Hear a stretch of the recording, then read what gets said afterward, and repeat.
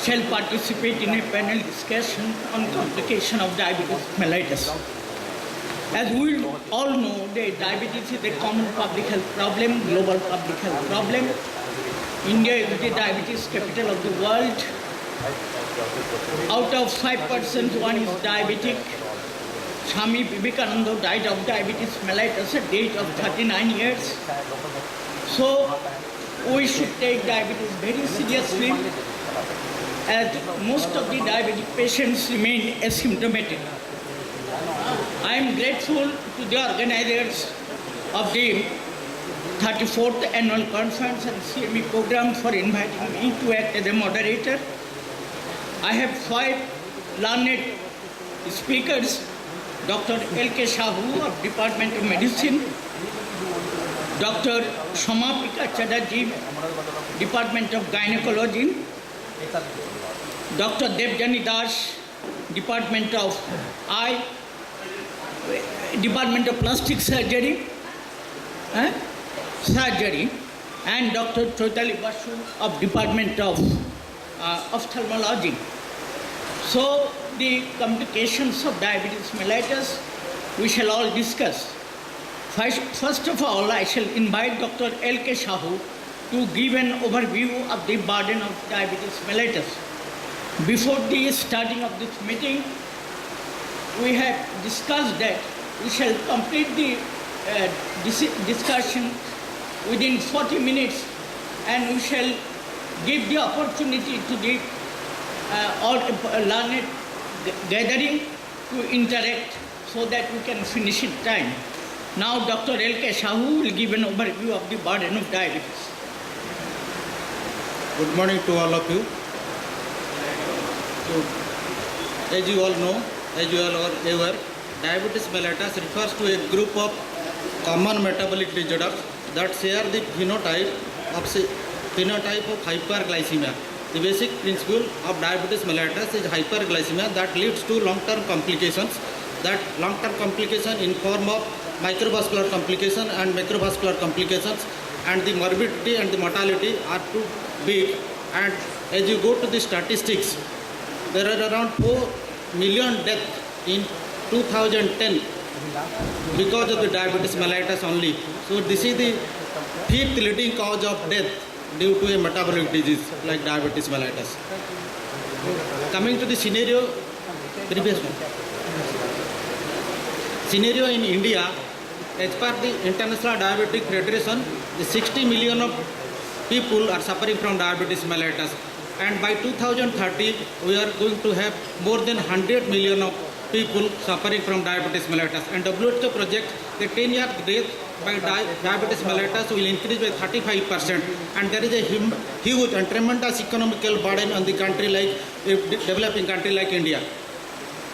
So as you go to the worldwide figure, as per 2010 International Diabetic Federation, this figure is 285 million, and it is likely to be up to or beyond 438 million by 2030, and the prevalence rate varies from 11 to 30%. You consider the age group of 20 plus, the prevalence is around 20%, 11%, and to take the age group of above 65, the prevalence rate is more than 30%.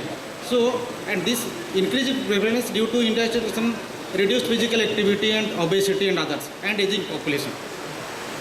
This is the global scenario.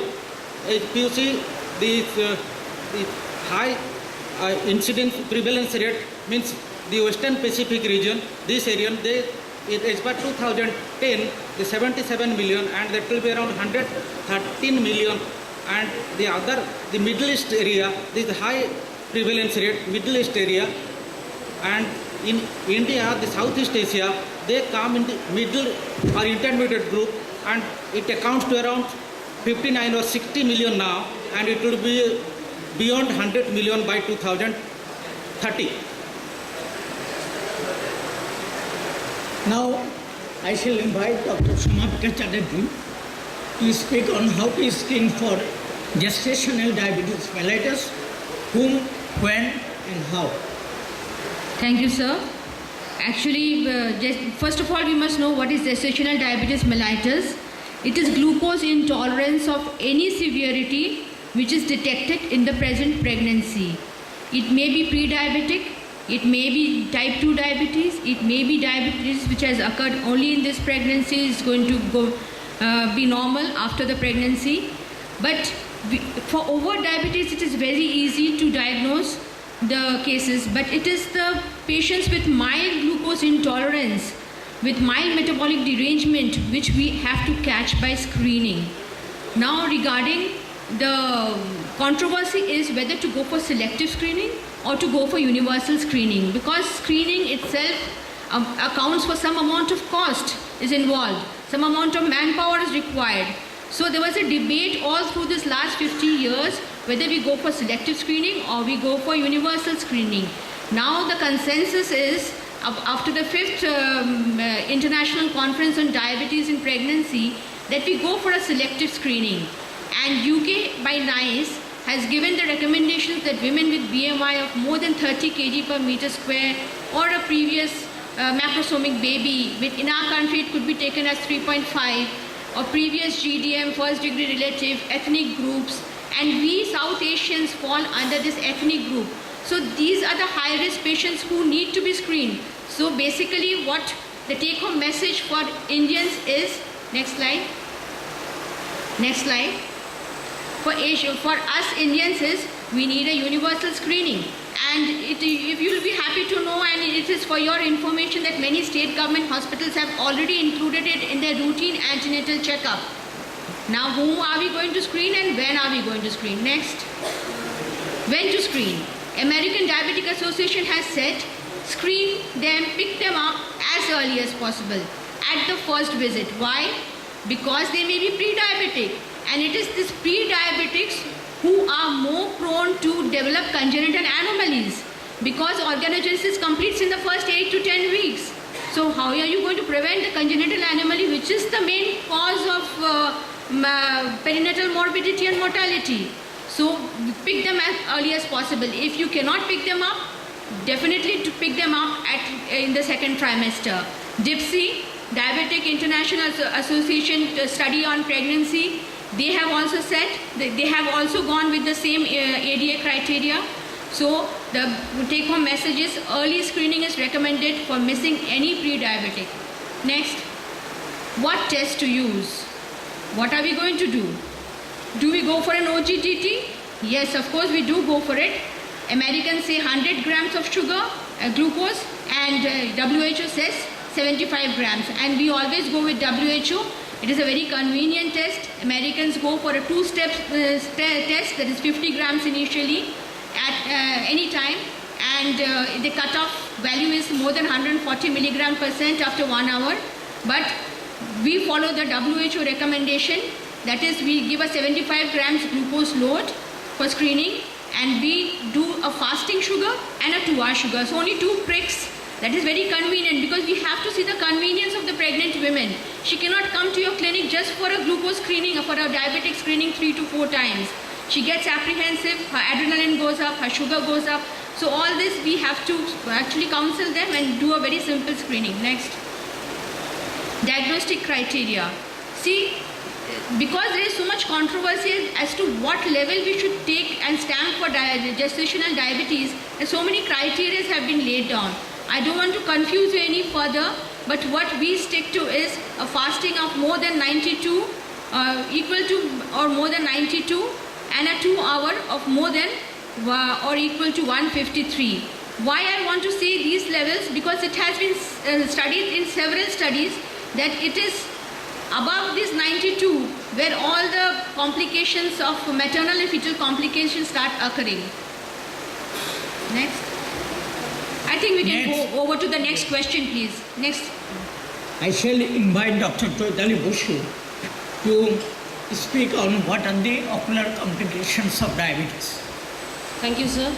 There is a plethora of ocular conditions which is actually related to diabetes, and diabetic retinopathy is probably the most well-known, which is the leading cause of blindness among the relatively young age group.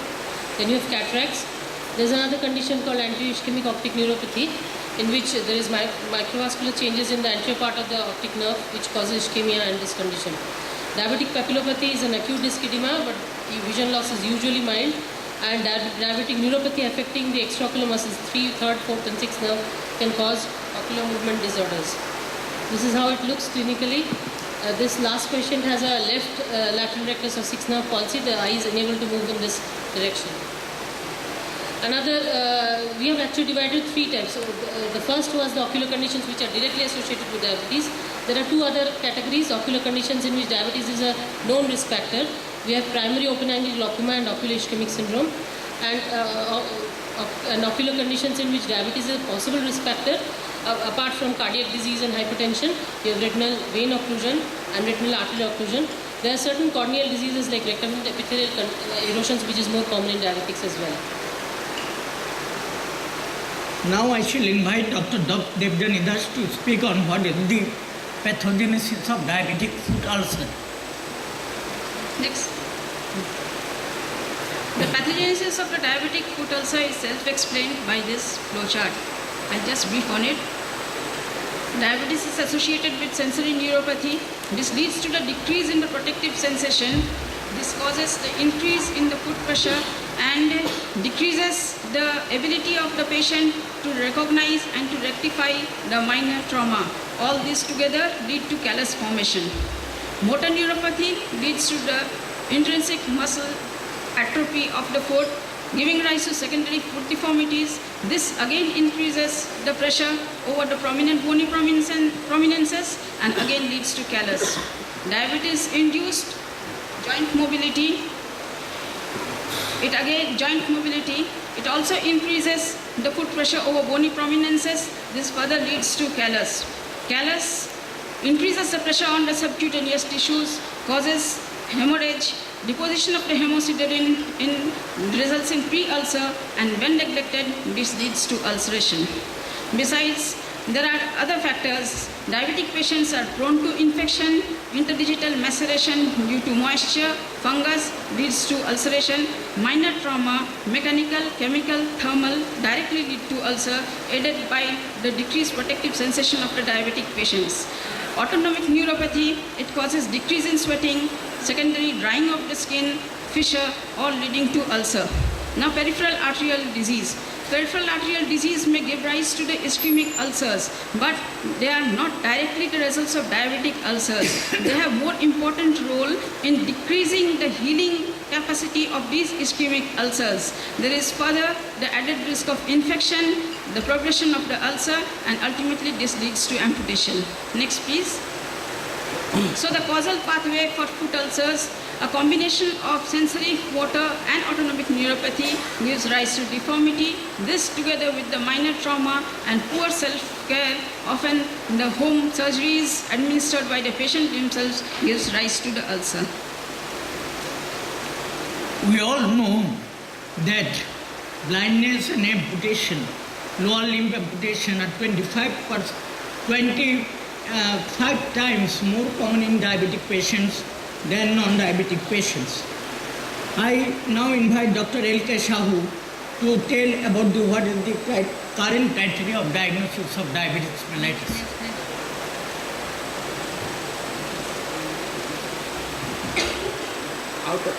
For diagnosis of diabetes mellitus, the most reliable criteria is the fasting blood glucose more than 126 milligram, and the other important criteria is glycosylated hemoglobin more than 6.5%. These two are the most reliable criteria for diagnosis of diabetes mellitus. Of course, oral glucose tolerance is still a valid means for diagnosis of diabetes mellitus, but it is not commonly used in clinical practice. So fasting blood glucose more than 126 and glycosylated hemoglobin more than 6.5. These are the two most reliable tests for diagnosis of diabetes mellitus. As regard the other conditions, as you know, pre-diabetes means impaired fasting glucose and impaired glucose tolerance. These are the two conditions. They are called pre-diabetic state. And from this graph, you can see the type 2 diabetes mellitus. It can go back to normalcy, and the other specific type of diabetes mellitus, they can go back. This is a double-headed arrow. These are they're bi-directional arrow. They can diabetic patient go back to normalcy with treatment. So next slide. So regarding glucose tolerance test, it can be broadly divided into 3 steps: normal glucose homeostasis, the next is impaired glucose homeostasis, and diabetes mellitus. So glucose tolerance assessed by fasting plasma glucose, oral glucose challenge, and as usual for long-term control is glycosylated hemoglobin. Next. So this is the International Expert Committee recommendation for diagnosis of diabetes mellitus. Symptoms of poly plus RBG more than 200 milligram, it is diabetes mellitus, or fasting plasma glucose more than 126 milligram, glycosylated hemoglobin more than 66.5%. These two are the most reliable criteria. But these 2 are glucose tolerance test. It is a valid reason, but it is not commonly practiced in clinically. So fasting plasma glucose and glycosylated hemoglobin are the most reliable current criteria for diagnosis of diabetes mellitus. Next. So these are about impaired glucose tolerance and impaired fasting glucose. Next. So fasting plasma glucose, if it is 100 to 125, that is fasting plasma glucose, that is called also pre-diabetic state. Impaired glucose tolerance test means blood glucose 140 to 199 at 2 hours, and glycosylated hemoglobin 5.7 to 6.4%. These 3 conditions, they are not the same individual. All 3 groups are at greater risk of developing diabetes mellitus, and all 3 are at greater risk of developing complications of CVD. So, and as regards the different organizations, pre-diabetes and increased risk of diabetes, these are the nomenclature by ADA, and intermediate hyperglycemia, it is the nomenclature of WHO. These are the pre-diabetic state, as you know. Next.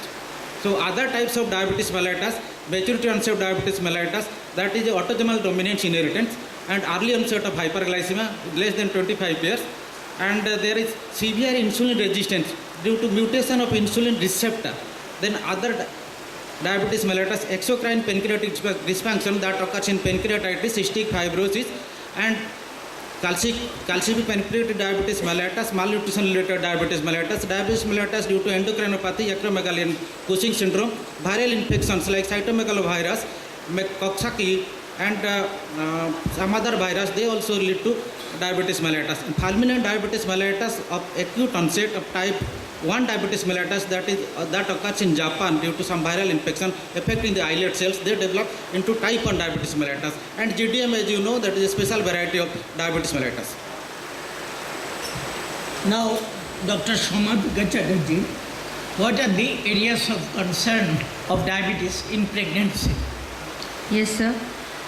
Why are we so concerned about screening for diabetes in pregnancy? It is because of the implications, maternal and fetal implications, and if we can pick them up at the right time, we can prevent most of these complications, or at least we can prevent the severity of these complications. And they are in the form of preeclampsia. I am not here to actually tell you the pathophysiology, how that occurs, but we should keep in mind that these are the circumstances, or these are the complications which can be exaggerated. You may have a diabetic nephropathy in a patient who is getting pregnant, and if it is complicated with preeclampsia, so you can imagine the severity of the complication which the pregnant lady is to undergo. And polyhydramnios, operative delivery naturally increases because of the risk of stillbirths in late pregnancy, because of macrosomic babies, then perineal trauma, and you will be, I'm sure most of you are aware that ladies who suffer from gestational diabetes in pregnancy, 10 to 20% continue with that diabetes, 30 to 40% develop type 2 diabetes in future, and most of them suffer from dyslipidemia, metabolic syndrome in future. So these are the ladies who should be screened and who should be followed up regularly, and not forget that, oh, okay, when they come to us in the perimenopausal age, yes doctor, when I was pregnant I had a little bit of blood sugar derangement, but I don't know how now I developed this. Actually, this has been continuing. She was genetically predetermined to be diabetic. So we have to counsel them that in future you get your blood sugar tested regularly because you are pre-diabetic and you are prone to diabetes. Regarding fetal complications, as I have already stated, macrosomia is one fetal complications mainly due to hyperglycemia and insulin-like growth factors, etc. The pathetic situation is when everything is going fine in pregnancy and the patient comes at 35 to 36 weeks with no fetal movement, and then we do a blood sugar and we see it is just 130 fasting and there's no fetal cardiac activity. It happens because we do not go for routine screening. I think routine screening and repeated blood sugar checkups is very important because we are genetically predetermined. We develop diabetes in Asian countries 10 years earlier than the Americans and the Western country people. So I think our criteria for screening should be more stringent, it should be earlier and more regularly it should be done. Regarding congenital malformations, I have already told you during my screening when we should go pick up these cases. And the congenital malformations are mainly cardiac and spinal and sacral agenesis, etc. Birth trauma, as you can very well appreciate, is mainly due to macrosomia, and prematurity is of course one very important because they have infection, they have PROM and so forth and so on. So prematurity because of decreased surfactant also in diabetes, neonatal metabolic complications and obesity and diabetes in later life. These children are also prone for metabolic syndrome and diabetes in later life. So they also have to be, the mothers have to be counseled that follow up your children, put them on lifestyle modifications because they are also prone to future diabetes. Skip it. I think. Now Dr. Choitali Basu will tell us what are these stages of diabetic retinopathy and screening of the same. This has two parts. I think we'll address the first issue first, the stages of diabetes. Any patient with diabetic retinopathy will evolve in this manner in which I'm going to speak. First, we have the mild non-proliferative diabetic retinopathy, where if it is no macular edema, the vision is usually normal. There are few microaneurysms. You can have some intraretinal hemorrhages, and these patients need an annual follow-up. Only thing that if there is no macular edema, and there should be strict glycemic control. This is a microaneurysm and you can see an intraretinal hemorrhage here. Next is the moderate non-proliferative diabetic retinopathy where the hemorrhages and microaneurysms are more. There will be presence of cotton wool spots which are yellow plaque-like structures with fuzzy margin which are nerve fiber layer infarcts. You can have venous bleeding and intraretinal microvascular abnormalities. They also, if there is no macular edema, can be followed up without doing anything, a bit stringent follow-up of around 6 monthly. And next we have the very severe and the severe forms of non-proliferative diabetic retinopathy. They follow the 4-to-1 rule. There will be presence of marked hemorrhages in all the 4 quadrants. There will be venous bleeding in 2 quadrants or moderately severe intraretinal micro abnormalities in 1 quadrant. If any one of these criteria is there, it's a severe non-proliferative retinopathy. If you have 2 of these 3 criteria, it's a very severe non-proliferative retinopathy. This is how a venous bleeding looks. It's better picked up on a fluorescent angiography. And IRMAs are basically arteriovenous shunts. That is also picked up well in a red-free photograph. The important thing is that they need a closer follow-up, and color fundus photography is very important to document their changes, and a few selected patients need a panretinal photocoagulation. Last of the spectrum is proliferative diabetic retinopathy where marked ischemia causes neovascularization of the disc or elsewhere. These new vessels can tear and cause vitreous hemorrhage, retinal traction. They need a very close follow-up. They need an urgent panretinal photocoagulation, otherwise blindness ensues. And we need to document them with color fundus photography. This is how laser looks. I think we'll run through this. There can be indications of vitreous surgery if there's a persistent severe vitreous hemorrhage, or there's a premacular hemorrhage, or if there is severe proliferation despite laser therapy, or if there's a traction retinal detachment involving the macula. Next part is the screening. Very important, the method of screening should be that all these patients need to dilated indirect ophthalmoscopy together with a slit lamp microscopy and a color fundus photographs. All this must be there in a center equipped for retinopathy screening. It cannot be done by simple direct ophthalmoscope. The schedule, the type 1 insulin dependent diabetic, the first examination can be 3 to 5 years after diagnosis, whereas the type 2 need at the time of diagnosis. The follow-up depends on the severity of the examination the first year. And for the pregnant population, if there's a prior diabetes, there should be an examination prior to conception in the early trimester, because pregnancy worsens diabetic retinopathy. And if the initial finding is that there's a mild, no retinopathy or mild retinopathy, they can be followed up from anywhere from 3 months to 12 months.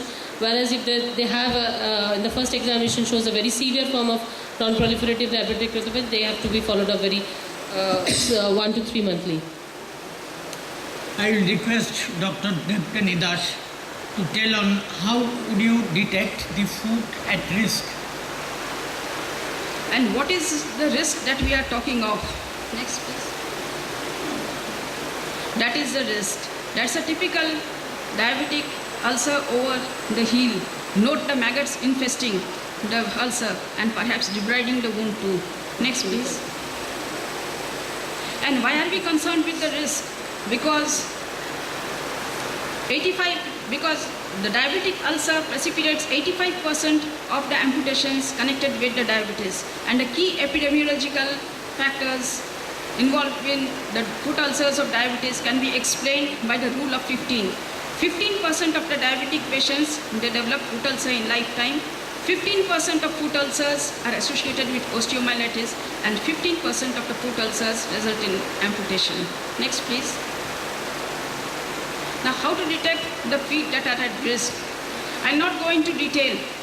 3 key historical features and 4 examination features are important for detecting the diabetic feet at risk at a busy outpatient department. A history of prior amputation, a history of prior foot ulcer, and a diabetic patient when he walks in with evidences of peripheral arterial disease. These are the important history that you have to take. Regarding the examination, if the patient is insensate to a 10-gram monofilament, that is called SWM monofilament test, it is a very rapid test which can be used in a busy outpatient department to detect the feet which are having sensory neuropathy and prone to development of the ulcers. Besides, we have to test for the peripheral arterial disease by absent dorsalis pedis and posterior tibial pulses, prolonged venous filling time, reduced ankle brachial index. There are certain pre-ulcerative cutaneous pathology which I will be showing soon, and certain major foot deformities. Next, please.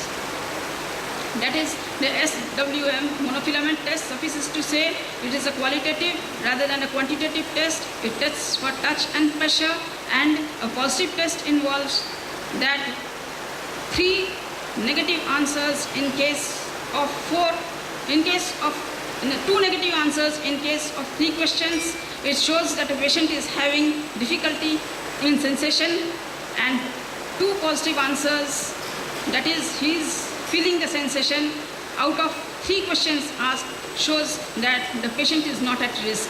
Next, please.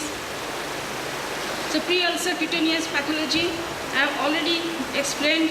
Suffices to say that neuropathy, sensory, motor, autonomic neuropathy, together with poor self-care of the feet, give rise to diabetic ulcer. Next, please. Now, this is the earliest sign. An area of erythema here, persisting even after the removal of the footwear, shows that this patient is prone to develop callus over this place. Note also the excessively dry skin. This is the area of pressure due to an ill-fitting shoe, and the footwear has to be changed. Next, please. That is the result of autonomic neuropathy, a dry skin and a fissure. This fissure may give rise to ulceration later. Next, please.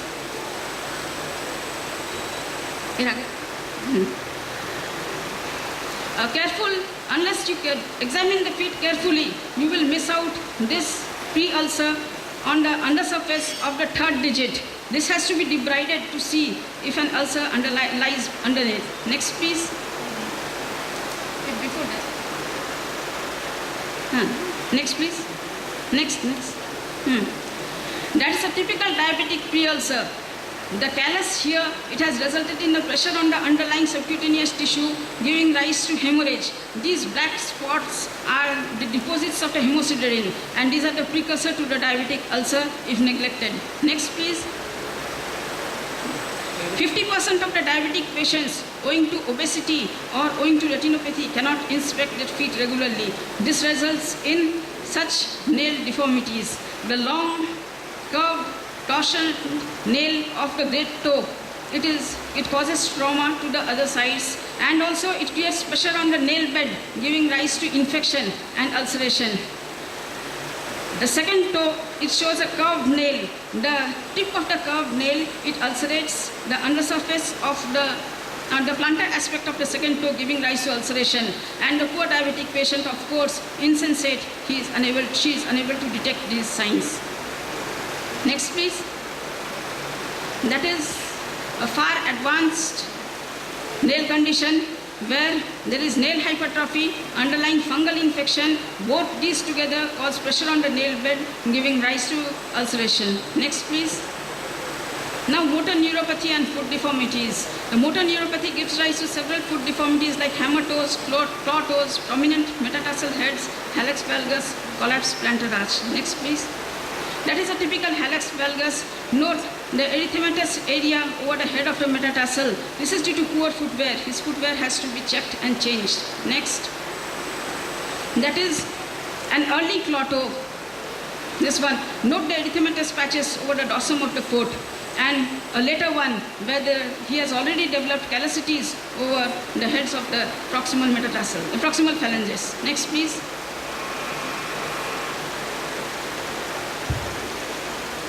That is how the hammer toe and the claw toe develops. Next, please. That is the pes cavus with callus formation and ulceration over the heel, over the ball of the metatarsal toe, and the detailed nail deformities. Next, please. Next, please. This is a schematic diagram, and this is a diagram showing the areas prone to callus formation and ulcer formation. Thank you.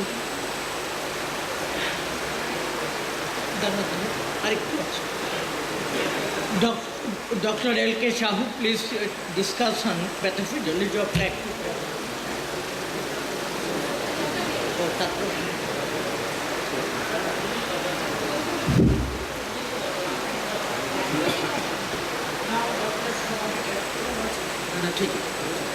Skip करके मिलते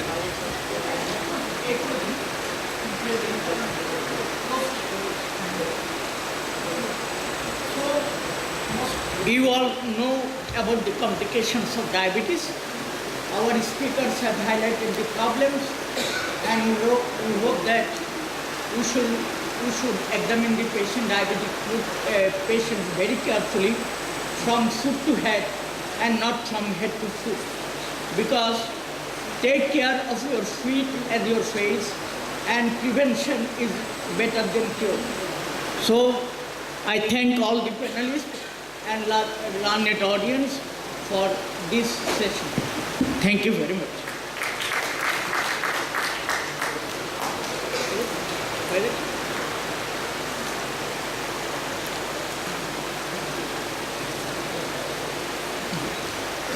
Now I request Dr. Anandas Gupta to honor our panelists with the mementos.